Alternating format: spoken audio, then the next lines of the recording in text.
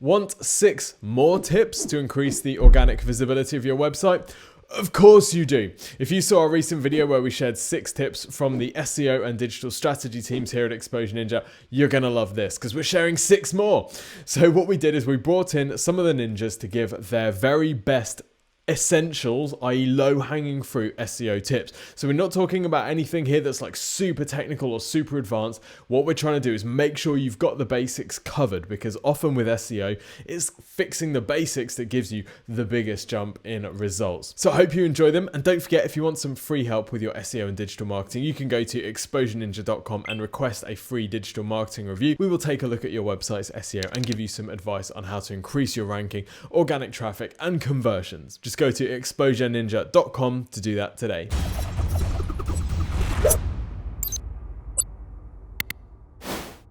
Tip 7. Create link-worthy content. Dale, what is link-worthy content? Link-worthy content is content that earns links. But simply, I mean, like, the greatest content that does well online for every industry does well because people want to link to it. And the main reason that people link to it is because it forms it's a solution. There's a solution that it serves. So as an example, on our own website, we have a bunch of blog posts that do fairly well for ranking because of the links that they've earned over time. And some of those include that we have one on what is EAT? We have a good one on bounce rate and what it is and what a good bounce rate should be. They've performed well because they've been useful to people, and those people have then linked to that piece, which then helps it to rank up in Google. Because for as many ranking factors as they are, links are still a crucial part of it. So your website needs to have something that is link worthy and not something that you have to necessarily go and build links to, although that's often a part of content marketing or digital marketing or SEO. You have to try and earn links. It's better to earn links through having great content that people would want to link to naturally. I've had a blog in the past that did quite well, and a lot of the links that I got to that blog, I had no hand in whatsoever. I definitely did some link building, but there were a lot of links I had no part in whatsoever because the content I created was useful to people, other people in my industry, or people who, like for example, I was a travel blogger. I was writing travel blog guides or guides to locations or how to save for travel and stuff like that. And people who were also going through that, who were also travel bloggers and saying, oh, I'm planning to go to Berlin, or here's a guide about Berlin, but if you want to see like the best free places to go to, link to my piece. And that's useful for that blogger, that website owner, but also for the people who are doing that research as well. Great point. And I was recently researching our Hut Group video podcast, looking into link acquisition of the various Hut Group properties. One of the things that's fairly obvious for sites of that size is that there's no way they're manually going out and picking up these links. If you're a site like Look Fantastic, you're getting like 10 high profile media mentions a month, because you're ranking top for a whole bunch of different beauty terms. And if I need to find someone to link to who sells a particular product, you're already ranking top, so you're going to get that link. The question is, how do businesses that aren't already, at the top, that aren't easily getting found, how do they make sure that they're picking up these kind of natural link opportunities as well as the big ones, so we don't just end up in this virtuous cycle where the big sites pick up all the links and the little sites never get a look in? Well, that comes part of your content strategy. You have to think about not just like the big keywords or search queries that you want to rank for. You have to think about the long tail stuff. And when I say long tail, I mean like the searches that have more infrequent searches, that have a lower search volume. People are still interested in that information. They still are looking for the solution to their problem. So it's better that you have that content on your website, even if it's not a high volume of traffic. It's better to have that people can then trust and link to, and have like 10 of those than it is to try and rank for something super important that would earn hundreds of links every week or every month. That's going your business is not going to be in that position anytime soon. So I would consider, what is it that your target audience, your customers need, what would be useful to them, and then see, okay, can I create content around it? Can I create a couple of different things that people would find useful and link to without my having to go out of the way and contact them? You can, of course, include that within your strategy, link building strategy, to contact people and point it out to them and say, hey, we just created this new thing. Maybe it'll be useful to you. You can definitely do that. But earning links in the long term is definitely going to be really beneficial for you. Tip 8. Use your keywords or close variants, and that's important, within your headings, body content, internal links, and metadata without being spammy. That's important as well. So, Andy, we've just said that keywords are important, but they are not everything. And now here we're saying we need to use keywords in particular places on the page. So why is it important that we use keywords, for example, within headings and in your body content, internal links and metadata, if Google might still rank our pages, even if we don't include those keywords?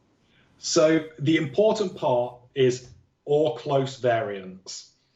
So you don't have to use those exact keywords to rank for that exact term, but you need close variants to convey the meaning behind your content. And like we said before, it's really important to make sure you're answering the need of the searcher. Those keywords or the variants of them help to answer that need. Obviously, an exact match keyword, it clearly matches the need because it's an exact match, but close variants will also match the need. So for example, if we stick with the previous example of best divers watch, greatest divers watch, number one divers watch, they're not an exact match, but they're very similar. So that's where the close variants come in. So you need to use the keywords or the close variants to help Google understand the content.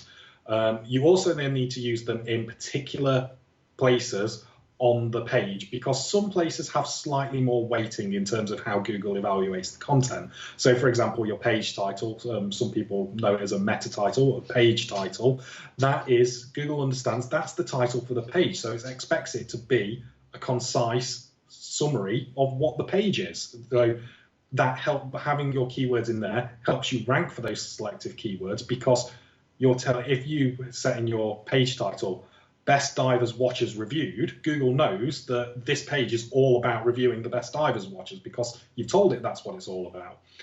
Similar applies with headings. So headings, working your way down the page, are content headings. They're similar to the page title, but whereas the page title's for the whole page, the heading is just for that section that it's the heading of. Internal links as well help. So using internal links, you've probably all heard of anchor text, the text that you use to link some words on your site to another page. Those words help Google understand what the page you're linking to is about. If you use the anchor text best divers watches and link that to your page reviewing the best divers watches, Google can understand from that text that that page is almost certainly about the best divers watches. So it helps Google understand what the page content is about.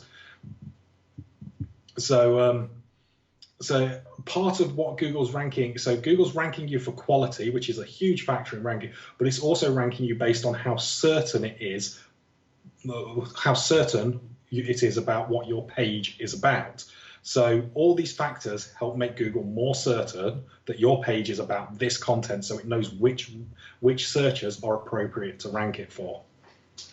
So if I hear you correctly, what you're saying is, although you don't necessarily need your exact target keywords to be found all over your page in order for your page to rank for that phrase, including them is going to both help Google's certainty that this is the right page to rank for that term.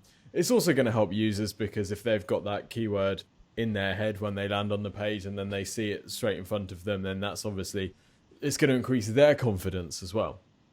Yeah, so users is a really good point as well. So if you think of it this way, you're searching for best divers watch and you land on a page that has title big in bold, 101 uses for linguini, you're going to bounce straight off that page. The article might be the best article ever written about divers watchers, but you're going to bounce straight off that page because that's the title you see, and it's completely inappropriate to what you're looking for. I'm just trying to work out what the other uses of linguini might be. It's a good point, because we would use keywords even if search engines didn't exist, right? This is market research. We're talking our customers' language. Yeah. This is not just an SEO tool. This is a marketing, an influence, and a persuasion tool. Yeah, absolutely. So yeah, we use keywords. Keywords are used. It's not keywords on. While obviously they're connected heavily to SEO, they're not just used in SEO. They're used in TV advertising, radio advertising. You need those words for the user or the potential customer to connect what you're offering with what they want. Okay, so in this blog, this is from a legal advice firm, and you can see in this blog quite clearly that it is about rights to property after a separation. So that's really obvious in the title. You can see there, and it really just stands straight out on you. As soon as you land on the page, you know exactly what this piece of content is about. Well, the keywords it's using throughout the page, so you can see it's using the keywords. If we do a search, just to highlight them, if I can spell properly. If we do a search just to highlight them, so you can see we've got rights to property after separation. We've got rights to property after separation. It's used again here, but then we've just got rights to property. It's dropped the separation part. We've got rights to property after separation again, when you're married and getting a divorce. Rights to property where children are involved. So you can see it's not just using rights to property after separation every time. While it does use it several times, you see, it's not just using that same rights to property after separation every time. It's got a few variations. It's also then adding extra areas on. So rights to property after separation when both parties own the home, when you aren't married, and so on. So whilst the rights to property after separation, which is the core keyword there, does appear several times, there's also some variations in there. They're not using that exact one all the time. And you can also switch them around. So as well as you can see here, right here, so where they've switched it around. Are you going through a separation or divorce and wondering what your rights are to the home? Doesn't use the keyword, at least in the original way, but it means the same thing to the user. It's saying it in a different way. It's useful to users because it's giving them the information in a different way, and it's useful to help you ranking, because one downside you can have if you get a bit caught up on the forcing your keyword in everywhere is it can look to Google a bit like you're a bit trying to game the system and just trying to force it in there, and it's not useful for users. It looks like you're trying to game the system. They're going to start penalizing you for that and dropping you down the ranking. So we can see this blog provides a pretty good example of using variations essentially mean the same thing. Ultimately, it comes back to meaning the same thing. So Google understands that this content is very focused and answers this question very specifically, but using variations of it throughout the content. It's a great piece and it ranks well, and it's important also. The potential takeaway could be from this that someone watches it and says, right, I need to put rights to property in every single one of my subheadlines. But actually, the fact that this piece does it, the main reason it does this is because we've got different potential situations that people might be in where they're interested in rights to property. So what this piece actually does is those subheadlines provide an anchor as someone's scanning down the page to try to find the situation that is most relevant to them, given that they've got this rights to property keyword in their head, because that's what they've just searched for. So we haven't sacrificed user experience by using that phrase. Actually, that phrase is in there to increase the user's experience. Yeah, and with a recent change to Google as well, what you've just pulled out there can be really helpful. So a reasonably recent change Google have made is to their featured snippets. And for those that don't know, you've probably seen them in the searches. When you search for a term, and at the very top of the organic results, so it's below the ads that appear at the top of the page, but above all the other results, there's often a little box with a bit more result in it than most of the results that you see. That's a featured snippet. So featured snippets can take pieces of content from anywhere on your page and displaying there. But what Google's recently started doing as well, which has really increased here, is if you then click on that featured snippet, it will jump you to the part of the page where it pulled it from. So for example, if you were searching for something around rights to property after separation when you aren't married, Google may decide to display this bit as part of the featured snippet, and then if a user clicked on the result, it would jump them straight to here instead of them having to start at the top. So having these headings that break it down as well really help in gathering those as well, which make it more relevant to specific users and make it easier for Google to get those users to that relevant part, which Google really likes you making things easier for them. So it can help ranking there as well. Tip 9. Increase internal links. So everybody knows the SEO importance of getting external links, i.e. links from other websites into your site. What's the deal with internal links, and what should people be doing in order to improve their ranking using internal links? Yeah, so internal links are very useful for establishing your site architecture and spreading link equity, and helps users and Google's writers to navigate around. And also, in addition to establishing link equity, it helps to establish the relevance. So what do you mean by relevance over here? Let's say you're trying to rank a page on a particular subject.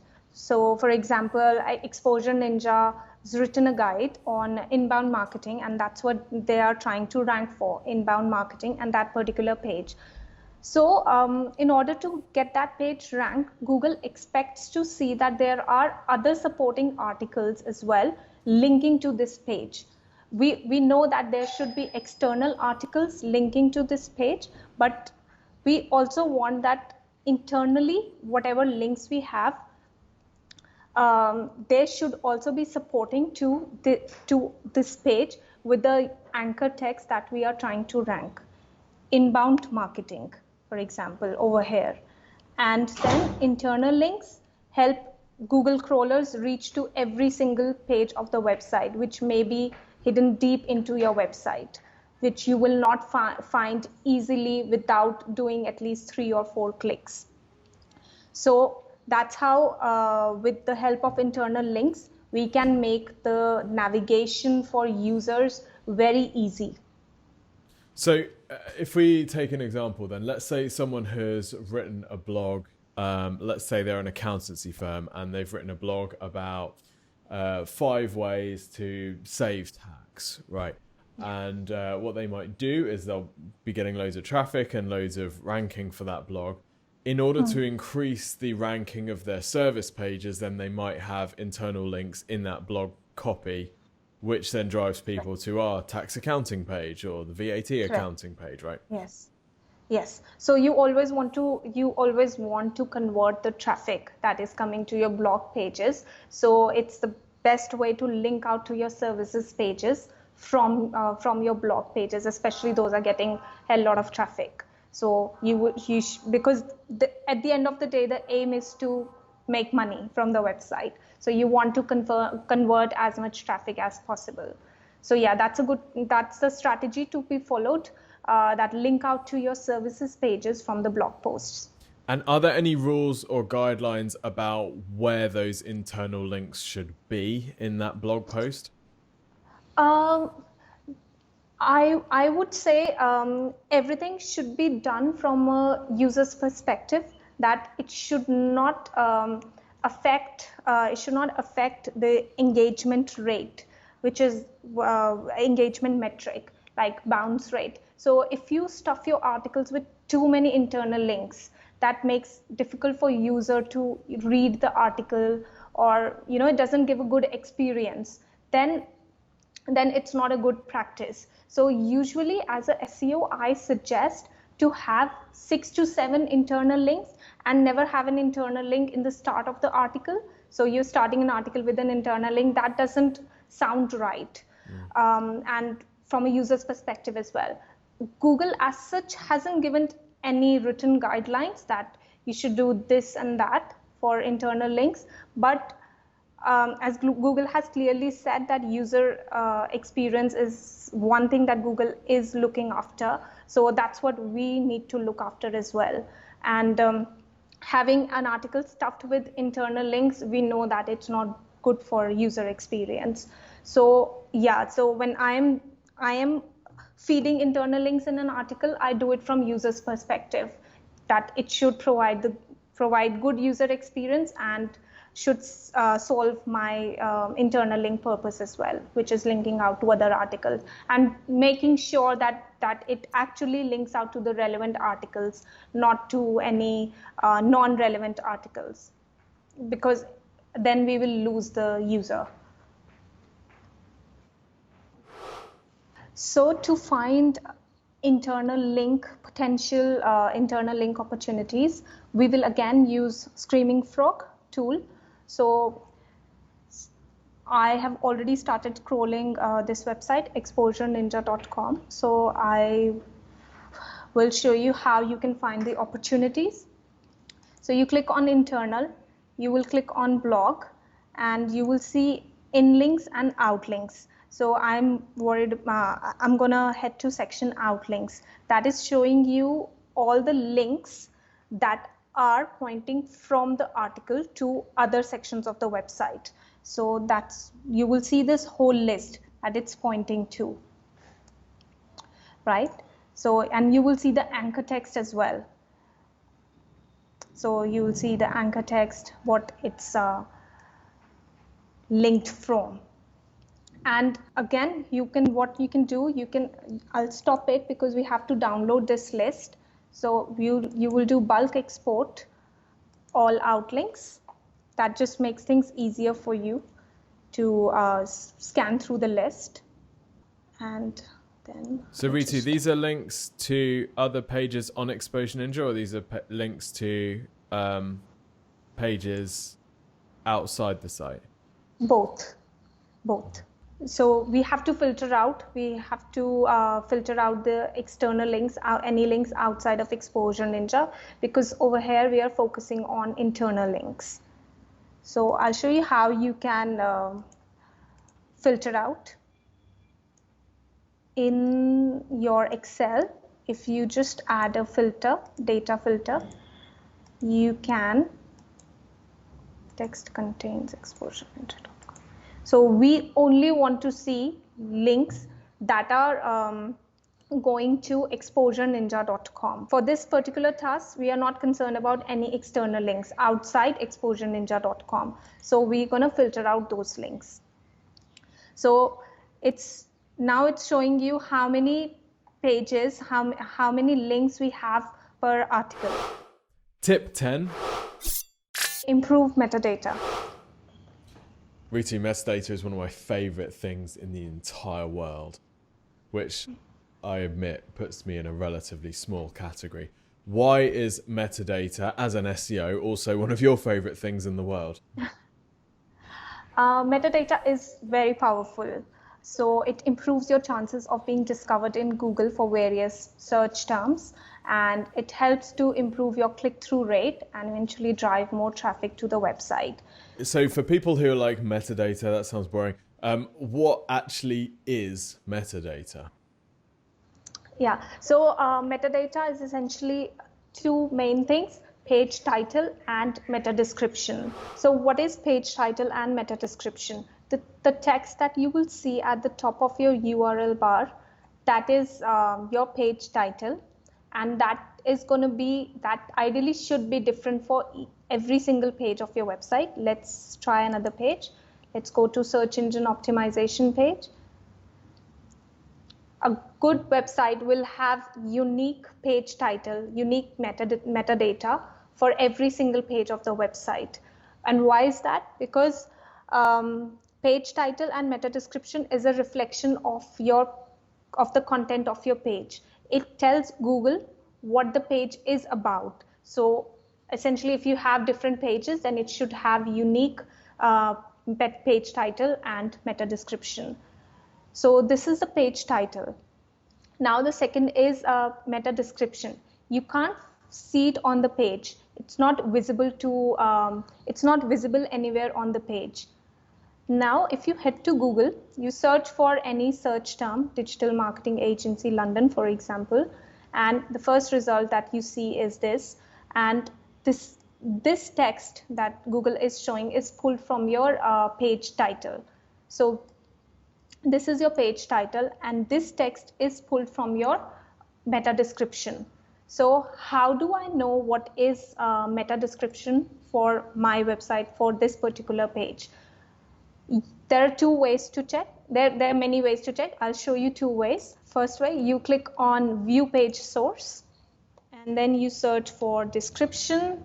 You will see this meta name description, and this is your description. It's not visible on the page anywhere. Most of the times, for most of the websites, I have seen it empty, but it's like a missed opportunity, because whatever you put here, it will be shown here. And why this is important? Because whatever is shown in SERPs, that drives click-through rate. So if I'm searching for example, a baking recipe, and if I'm searching for anything related to baking, a particular cake recipe, and if that shows up in my page title, I will, as a user, click on it without going anywhere else. And if the text over here is very lucrative, again, that will make me click. So that's why metadata is important to improve your click-through rate. Similarly, for this page title, Digital Marketing Agency London, people will experiment with different page titles, like they will add words like best or top performing, those kind of keywords that make people click on it, because that's like a reflection of the content that people can expect to see on the website. So what we've really got here is we've got two elements in play, haven't we? So your page titles, really we want to include some keywords in them, because actually Google's going to analyze your page title for keywords. Yeah. But we've also got to be aware that both the page title and the meta description are really here to entice visitors. They're essentially adverts to get people to click on the page, aren't they? So they need to be attractive if we're going to get the visitors on the page once we've shown up. Correct. And to scan through the page title and meta description for your website, again, we will use this tool, Screaming Frog. Over here, you see this tab, page title. That will show you page title for all the pages of your website, and it will also do a breakdown if you are missing page title on any of the pages, if you have duplicate page title on any of the pages, because these are essentially could be quick wins for you. And over 65 characters, yes, and we should make sure that the page title is less than 65 characters, because you may have noticed over here that Google will only show until 65 characters. After that, Google will chop the page title text. So in order to have your full page title shown, just make sure that it's less than 65 characters. It may not be possible every time, but that's what we should try for. And then below 30 characters, if it's too small, then we are wasting the characters. So we should make sure that we are making good use of it. Then it also shows you over 5668 pixels, because that's the size of that's the pixel length of your page title, because some alphabets may take less pixel length compared to other alphabets. If you put everything in caps, for example, in capital letters, that will be very long if you look at pixel length. So that's why Screaming Frog, I think, is the best tool, because it gives you a good breakdown of both page title and meta description, and lists everything in a very organized way that you can just go and quickly fix the bugs that you see in page title and meta description. And lastly, then you can head to your Google Search Console to see if your page title and meta description is helping you to achieve good click-through rate or not. If we just look at Exposure Ninja, so head down to pages. So this is and we turn on click-through rate. So this is the click-through rate for every single page that it's showing up. Now we want to improve click-through rate. Again, we will just click on this page and see what queries are driving traffic to the website, to that particular page. So these are the click-through rate for these pages. And if we see that, if we feel that this particular keyword should have more click-through rate, and is there any opportunity that I can add the exact match for this particular keyword in my title tag. So that's how you use this list of keywords to improve your title tag and eventually improve your click-through rate. Awesome. Tip 11. Make content appealing using images and videos. So this one sounds obvious from a usability standpoint, but why is this important from an SEO standpoint? And specifically, how do people make their content more appealing with images and videos? Is it just a case of, let's just stick in some Giphies? You could do that, I guess, but it's not quite what people are looking for. I mean, I read through a lot of blogs in my work, looking around to see what other people are doing, and I've seen some websites that do just drop Giphies in for the entertainment value, but they very rarely add anything to the piece that educate me more. Again, I'm looking for a solution to my problem, and Giphy rarely does that. That's like the kind of thing you would add into like a BuzzFeed article. When it comes to your content, I would imagine that not many businesses are in a position of BuzzFeed where they can be entertaining. You need to be informative, and your images, the videos that you include need to be informative, because at the end of the day, what you're trying to do is get your customer from the very early part of the sales funnel, where they're just like, I don't know anything about anything, don't know how to solve my problem, to all the way to the end where they know what the solution is and they just need to find someone to do it with. So the content needs to be to get them to the very end of that funnel, and images could be really helpful with that. Graphics, infographics as well, graphs, whatever image type works for your content, but videos as well, like video explainers, because some people will just come into a piece, they'll see like 1,200 words and be like, well, I'm out, I'm just looking for a fast answer. A video, which could be could be done in like 5 minutes, 10 minutes, is so much more engaging for someone and conveys the same information. If you go back to the psychology of learning, people either love to read to learn how to do something, or they prefer to do it physically to learn, or they prefer to hear it. So when I was working at Starbucks, they would do all three of those. They would have you read how to do something, then they would explain it to you as well, and while showing you the actual like pouring of the coffee and so on, and everything behind the bar, and then you would practically do it for yourself. Unlike other jobs where they just put you on the station that you're on and show you once and then they're off. And that system really works, and your content has to kind of work in the same way. Like if your content can do all three of those things, so let people have a way of absorbing the information through reading it, but also hearing it and seeing it, they're going to engage far more with the piece, stay for longer, and be more trusting of your business because you explained yourself well and made it easier for them to be informed enough that they can make a decision on where they get the solution from, which if they spend 10 minutes on your website learning about it, it's probably going to be your business's website. And you've done quite a bit of work into user behavior and particularly looking at how people consume articles online, haven't you? What does that background and that research tell us about how we should be formatting these particularly longer pieces?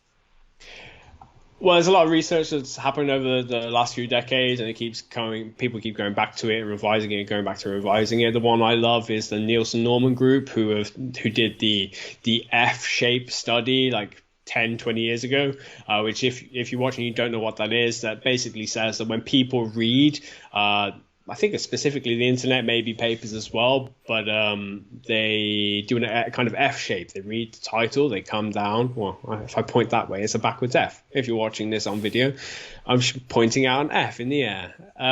Yeah, but you read the headline, and then you skip down a bit, and then you read a bit more, and then you skip down a bit, and you read a bit more, and it's kind of you read less and less sideways. Nowadays, people read what Nielsen Norman Group called the layer cake. So it's kind of like if you had a Victoria sponge that was like 3-4 layers, you would just kind of read the layers of sponge or read the layers of jam, and not actually read any of the paragraphs of text. So in a blog post with that's been formatted well to have like headings and subheadings, you would just scan across, look at the headings, subheadings, and you try and get a feel for if the content works for you or not, if it's going to be informative. So it's really important that your content isn't just a blob of text with no subheadings or no kind of breaks in the page at all. That's where images and videos come in, is that you can kind of disrupt that browsing flow and encourage people to spend more time absorbing that information. So for example, if I am looking through a massively long piece that I probably wrote myself because I can't stop myself when I'm writing, if I include an image in there, I can summarize that section and people can see, okay, I get the main points of that. If I want to take in more information from there, I can by skipping from the image to reading that section or going backwards and reading it. So you can summarize it and give people information in different ways. They can determine, right, this is the article for me, or this is the section for me. It's far more engaging for people. I think it's about there's like a perception shift, isn't there? I think it can be tempting to write something and think, I really want people to read every single word. I want them to sequentially write every painful word that's been squeezed out of my fingernails at 11 p.m. Like I want them to get this because I want to get all the information in their head. But actually we need to move to a different place where we're giving them these signposts, these flags down the article so they can find the stuff that's most relevant for them. And then they can go deeper into the site, or they can convert in the sidebar what's right for them. It's not about forcing them to do it your way. It's about giving them what they need and just trying to be as helpful as possible for them. Yeah, absolutely. I mean, it's great to kind of speak to your customers as well. There are kind of little things you can do on your website by adding like pop-ups and live chat, or like a good one is Hotjar. You can have a pop-up come up and say, was this content engaging to you, or would you have benefited from a video? What was missing? And you can kind of gain that information and revise your content based on that. In fact, it reminds me of a story I picked up a couple of years ago when I was at a conference where I think it was somebody from the government, somebody from UK digital services or whatever they're called. They had like a lot of content to revise, like thousands of pages, and they did not know which pages to start with. Like they were thinking, okay, we can start with traffic and just go through, okay, those ones that get the most traffic first, we'll just revise those. But they realized that doesn't really focus on if content is useful or not. So they just added a simple box at the bottom which said, was this content useful or not, yes or no? And then they added the results of that alongside the URLs in their list and said, okay, this particular content has a really high no value, it's not useful, we'll start there, even if the traffic's not massive. I imagine they did it to pages that have more than 5 visitors in a week, but they knew exactly, right, this content's not useful, let's make it useful and work our way through that list. So using Hotjar or a form at the bottom of the page, if you have enough traffic coming through to your website, you can ask your readers what's missing and then start from there. Tip 12. Optimize images for search and speed. Search and speed. Okay, so it sounds like we've actually snuck in 2 tips here, Andy. You're telling people to optimize their images for search and optimize their images for speed. What are the search parts of that and what are the speed parts of that? Okay, yeah, so it's kind of a double tip. So speed, optimizing your images for speed is really helpful because the most common factor on websites that slows them down, and we know speed is a ranking factor, is images. You have a massive image, there's lots of data there, it just slows everything down. So you need to optimize your images for speed to make your overall website faster, as well as being a ranking factor. Users like faster websites. It's quite common now, if your website takes longer than 4 seconds to load, users aren't going to wait. And 4 seconds isn't a lot amount of time. It's quite a short amount of time, but 4 seconds, lots of users are going to leave. 10 seconds, absolutely no chance, everyone's gone. So you need to make sure images don't slow your site down. And then the other factor of it is image search. So this can vary. Different types of businesses will get different mileage out of image search. But Google has an image search feature. You've probably used it. You can search for a keyword, and then there's a little image button below the search bar, and you can click on that, and it gives you a load of images. Image search uses a different algorithm than Google search, and ranking for image search can drive traffic to your website. It can be very successful, but like I said, some industries will get different mileage out of it. For things like something like accountancy, etc., you're probably not going to get too much out of image search, because most people looking for accountants aren't going to be looking for images, but e-com certainly. So e-com sites certainly can get a lot of business out of image search. If people are looking for, they'll often look for images about things that they want to buy, so they get a better idea about it before they actually buy. If you're the person that provides them with that image, you're the person that's got them already. You've already made that connection. It might only be a small connection, but you've already made that connection with them. If they see an image that they're more likely to go to that website hosting that image and buy it from there. Absolutely. Okay, so site speed. What do you recommend? What do we use to improve the image optimization for speed? Image optimization for speed. So make sure image rendering is done on your server side. So it's a little technical. You'll likely need some developer to help you. But everybody knows there's computers, there's all different size monitors, different size laptops, different resolutions. So images have to be able to be displayed at different sizes, and the computer will handle that. But you want your server to deal with it. It puts a bit more load on your server, but it makes it quicker overall, because the other option is your server sends the image file to the user's computer at full resolution, whatever it is, probably a huge, massive image, which makes it longer to transmit the data to the computer. And then their browser's got to resize it itself and re-render it on its browser. So that slows it down. If your server takes care of it, it can just do it much, much quicker. So that helps speed it up. You also need to manage image size, resolution, so the file size of the image. So for WordPress sites, which we work a lot with, there's loads of plugins out there to optimize them. So what you want to do is optimize your images and compress them using lossless compression. So the image stays as good quality as it was, but it just cuts the file size down. So it makes it a much smaller file for the server to transmit to the browser, which means it can do it quicker. So the plugins we normally use are Short Pixel or Smush are the most common one, but there's lots of different ones out there that all do the same sort of thing. And if someone's listening thinking, I really want to get ranking for some image searches, I think my audience is looking for pictures of what I sell, and I'd love to get some of that traffic.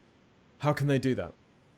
Okay, the most common thing to do that is make sure you are setting both your title, image title, file name, and alt text, so alternative text, and they're all set sensibly. So I see this on probably 90% of sites I see. Their images have file names like banner image 1, banner image 2, and so on.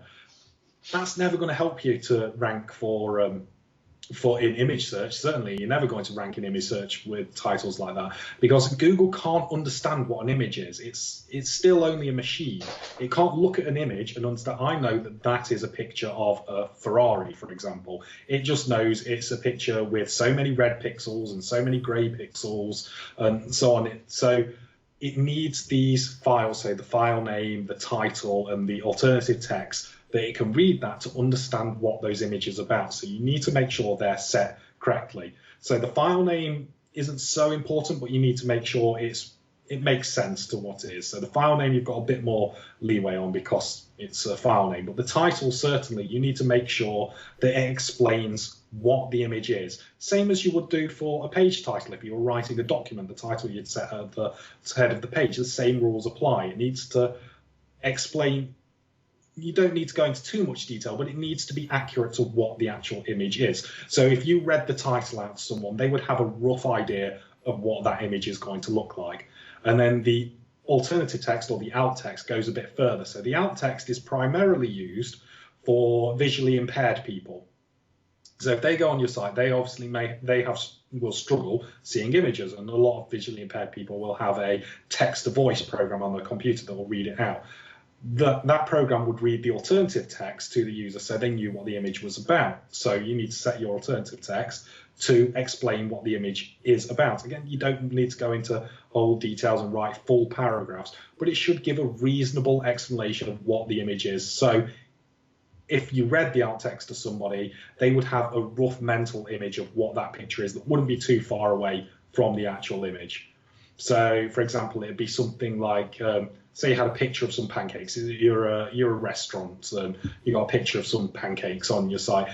Your title would probably be you want something like pancake stack or something like that, and then your alt text would go a bit further. It might be something like pancake stack with butter and blueberries, something like that, to give that bit more flavor to the image. That sounds amazing. Do you want some pancakes now? I want some pancakes. Andy, thank you so much.